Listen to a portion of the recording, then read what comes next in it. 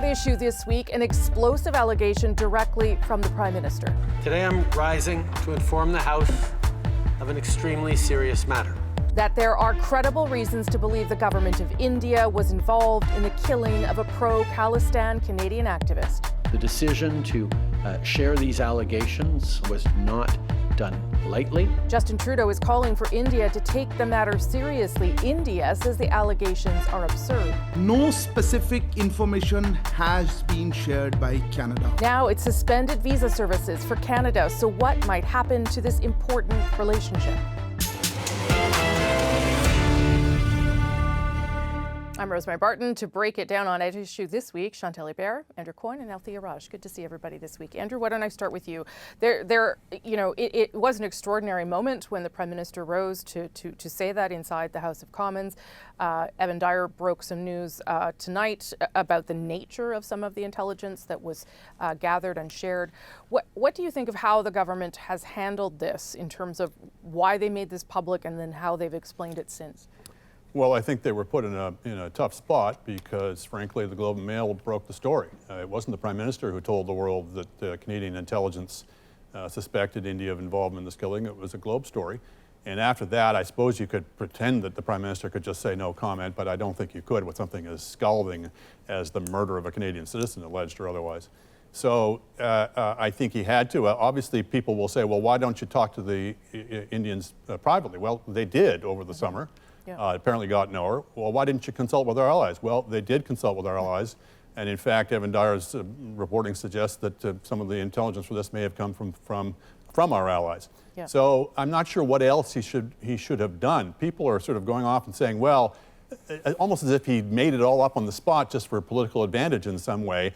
You can think whatever you like about Justin Trudeau. I don't think anybody is that dumb that they would go off with no information. You don't get up and make a claim like that unless you have pretty darn solid information behind it. Chantal. This is a government that just a year ago came out with a new strategy to try to take some distance from China, and much of that strategy was based on more engagement with India. Mm-hmm. The Prime Minister knows this. It's a result of his government. He's not unaware that by standing up in the House of Commons, he is basically throwing out that strategy, but also buying some fairly tough times in the Canada-India relationship. Yeah. This is not something you do on a Monday afternoon when the House comes back because you've just looked at the last poll and said, yeah, I'm not doing so well. Maybe I should just throw a fire between Canada and India and see if that helps me. Now, what today's report tells me, and it comes from government sources, is that there is a sense inside the government that while the Prime Minister should not and cannot be coming out and to have a news conference to say this is our evidence, that there is merit in providing more substance to the Prime Minister's statement. And that substance is interesting, especially when you look at the Indian official reaction. No evidence was presented to us. Your story says Justin Trudeau's national security advisor spent 5 days recently in India. Yeah. I'm sure she was not on a junket. No. And I'm sure she didn't show up there empty-handed saying she'd heard a rumor while she was shopping that something bad had happened. So objectively, I think the government has handled this at best it could, knowing that the story was going to be coming out within minutes. Actually minutes before the Prime Minister stood up. And I think that's a really important point that Chantal makes about the Indo-Pacific strategy, Althea, because it was supposed to be sort of the cornerstone of what the government was going to start doing in that region. And to throw something on top, to light a flame on top of it and say, well, we're going to have to readjust, that wouldn't be done lightly. And I don't know how they're going to readjust, to be clear. No, I think you're absolutely right. It wouldn't be done lightly. And they obviously had to anticipate what the consequences would be. And I don't think that we have gone through the full scenario of what those consequences would be. It's obviously going to get far worse before it gets better. But if I can just go back to the initial question that you posed, please, Andrew, which is what led to this. My colleague Susan Delacourt wrote about this earlier this week. But from the government's thinking, there were reporters, and I understand that, that's probably Evan Dyer, who was working on this for a very long time. And then the Globe and Mail got wind of this, and Bob Fife said on the air that he had given the government 24 hours. So I think two things were really at play. They didn't want the media to be driving the narrative. And the second thing that Susan Delacour reported was that they felt that they were behind the 8 ball in the spring on the China allegations, that they were, their hands were behind their back, basically, that they couldn't respond because intelligence and the bureaucrats were telling them, you can't go beyond this. You cannot explain everything that you know, and there was a frustration there. And so they felt that it would be better from a communication standpoint to be more transparent with the public and to be able to drive the narrative themselves. And that's clearly a decision that they have made. But to Chantal's point, and I think we all agree, if you don't come out there with words that are vague without anything to back it up. And I think, we obviously, I think, are probably a bit more informed about how government works than, my mother at home. Sorry, Mom. But I think there's like a disjointedness where you see the Prime Minister come out and use words like credible allegations of a potential link, and they seem like they're casting a lot of doubt. But I think we have to remember that there's this criminal investigation, and a lot of the intelligence that the government is relying on cannot see the light of day in a criminal probe. So it's possible it doesn't actually end up with anything. And so in some ways, the government kind of has to dance this really delicate balance. Andrew, in terms of the geopolitics, obviously allies are not responding in the same way they would have about China, for instance. How difficult is it for the government to maneuver through all of that then? Well, there is a strategic concern that India is seen as a bulwark or a counterweight against China. Now, the further India slides towards authoritarianism, the harder it is to tell the difference. But obviously, there's still a substantial difference between them. But it's a concern not only for Canada but for our partners. Yeah. But they're also not going to get out in front. The Prime Minister's statement in Parliament didn't directly accuse the Modi government of literally killing this person. No. He left wiggle room, and I think maybe part of it was to give the Indian government some room for plausible deniability. In other words, to make the point, don't do this again, we know what you're up to, but to try to leave some strategic room to try to keep India somewhere on side. Now, the Modi government has not taken that hint and instead has reacted in about as defensive a way as you possibly could, not really the sound of a government that has nothing to hide. If it were truly innocent of all involvement in this, it would say, we join the Canadian government in deploring this killing and we will work with it to bring whoever was responsible to justice. Instead, we had all this bluster and accusations that Canada is providing safe haven for terrorists. That's not the response you would expect from a government that had nothing to hide. That is something that the Modi government has said to this government many times, because they do believe that that's what's happening to some extent. Chantal. Yes, but then we would need to go further into the weeds of the kind of nationalism that is the feature of the current government of India, and what it has meant for the diaspora on all sides of this issue that are feeling those tensions and that we are now witnessing via remote.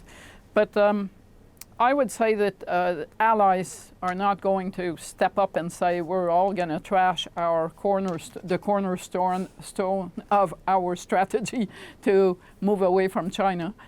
But at the same time, the Biden administration has been outspoken up to a point, twice in the same week, denying reports in the Washington Post, no less, that there were no allies that gave credibility to Justin Trudeau's version, but also addressing the issue of saying we are talking to the Indian government about this. I'd say that I don't think the government in New Delhi cares really about Justin Trudeau, but they certainly do care about what the White House has to say. Althea? Well, and when you have, like, Evan Dyer reporting that some of the signals intelligence comes from a Five Eyes partner, obviously there is cooperation happening between countries, and so there are allies. They may not be vocal and out front as much as perhaps the Trudeau government would like, but I don't think they're more than they would expect. I mean, I think I'm not sure how often extrajudicial killings happen in this country, so I don't know if I can put it in perspective and saying this is the first time this has ever happened or that the government believes something like this has ever happened, so I can't really put it into context. What I will say to the earlier point is that, you can be a sympathizer of a separate Sikh state on Indian territory and not be a terrorist. But I do worry, and I think this is what Chantal was getting at, that we are getting into this position where we have diaspora politics playing out within our own domestic politics, and that's really dangerous. I was really surprised this week that not a single MP in question period asked a question about India. How weird is that? We spent the entire spring talking about foreign interference with China, and not a single MP had any questions about the government's response to this, whether it was too much, asking for more information, using question period to question the government. Like, how weird is that not a single member of parliament asked any questions about this? Okay. I got to leave it there. We're going to take a quick break. When we come back, more at issue. We'll break down a major reversal from the Ontario government. I made a promise to you that I wouldn't touch the Greenbelt. I broke that promise. And for that, I'm very, very sorry. Will there be political consequences for Premier Ford's decision to change course? That's next.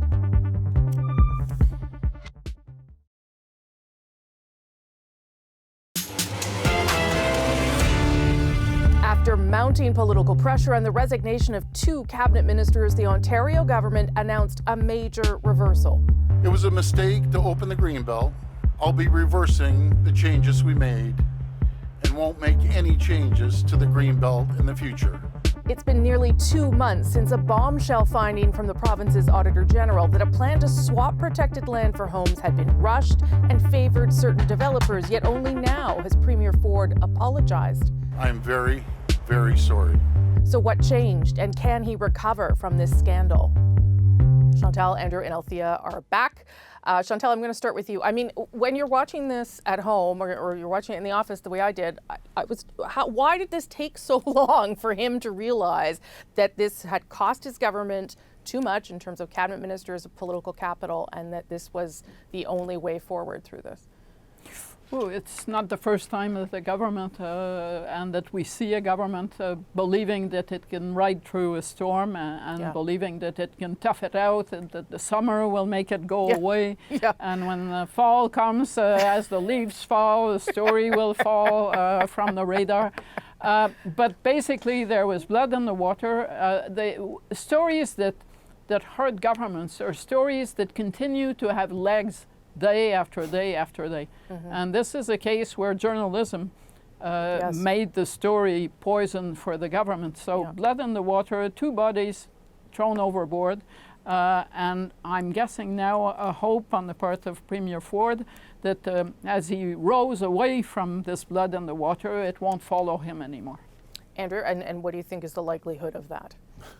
Well, it's always good to see the government apologize for its quote-unquote mistakes. That's better than not doing so, and obviously it's the smarter political move, but there's mistakes and then there's mistakes. And, in this case, the mistake was not just that it was terrible policy, unnecessary in any kind of housing rationale, but that they promised they wouldn't. And it's not just that they broke the promise, but that they did so in the most corrupt possible way. So what exactly are you apologizing for? I'm sorry I'm corrupt. I'm sorry I'm untrustworthy. At some point, people are going to say, I'm sorry we elected you premier. Sorry is what you say when you drop something. I'm sorry I broke your lamp. In this case, this is really serious stuff. And it looks just like he's sorry he got caught.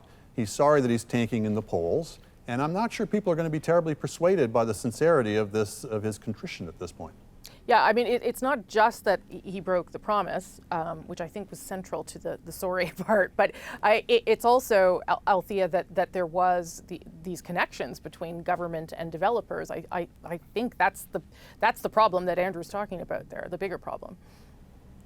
Well, I mean, that is actually what led to the alleged, the accusations of cronyism and corruption.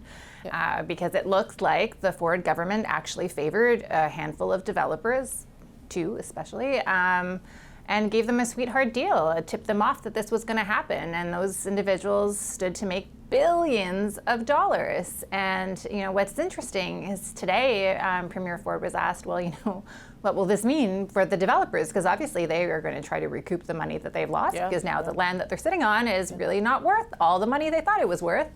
And he said, well, can't predict what the developers are going to do. Well, so this story is not over yet, because the taxpayers, should not be on the hook for the Ford government's decision to rush this process and to nudge, nudge, wink, wink. Not sure what exactly happened in the back room, but a lot of people know more than I do, and in a process that wasn't kosher. So it is kind of like the gift that keeps on giving for the opposition. I really do think that they did not expect the pushback that was going to happen on this issue. I think they thought that they might get a bit of pushback in some ridings where, that are close to the Greenbelt and feel this connection to the land there, but not the fact that all these allegations would slowly emerge, and that their cabinet is not just 2 cabinet ministers, more than that have been sacrificed, if you count staff as well, where people's stories kept changing, and the RCMP is now looking into it. It's not over yet. Chantal. Yeah, it looked today like it was protect the premier's back time, and that basically tells you that the government by now has run out of ways to wiggle out of this without doing what we saw today. I agree with the others. I don't think this story has necessarily played itself out. It shows you, yet again, how when you've been in government for a while, you can almost literally get cut off from reality. To have believed inside that bubble that this would all just blow over. Politics is so much about loyalty and being on the team and being supportive. And at some point, people can become so supportive that they just stop being in contact with what's actually happening. Yeah, stop raising red flags and saying this actually isn't a good idea, or this isn't something we should go ahead with, or why don't we reverse course. I wonder too, Althea, and just very quickly, how much the housing crisis itself, or how much they thought the housing crisis could be cover for the decision in some way. If they thought that, I think that's a stupid thought, for lack of a better word. Or maybe it was just my stupid thought. No, I mean, this is a story that people at Tim Hortons can get behind. He gave his friends land that's that's worth something now, and other people didn't make money, and it looks like he gave a sweetheart deal to his friends. That's a very easy story for people to understand, and that's why it's hurting them. Last word to you, Chantal.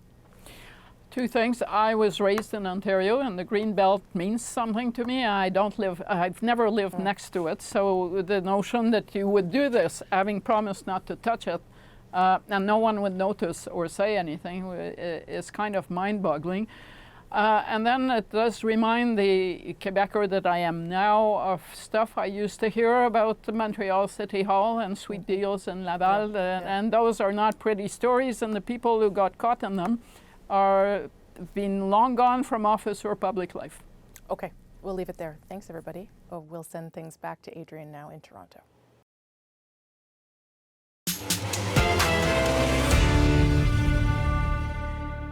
Welcome back to another round of At Issue. This week, President Zelenskyy brought his message directly to allies with in-person visits to the UN, Ottawa, Washington, Toronto.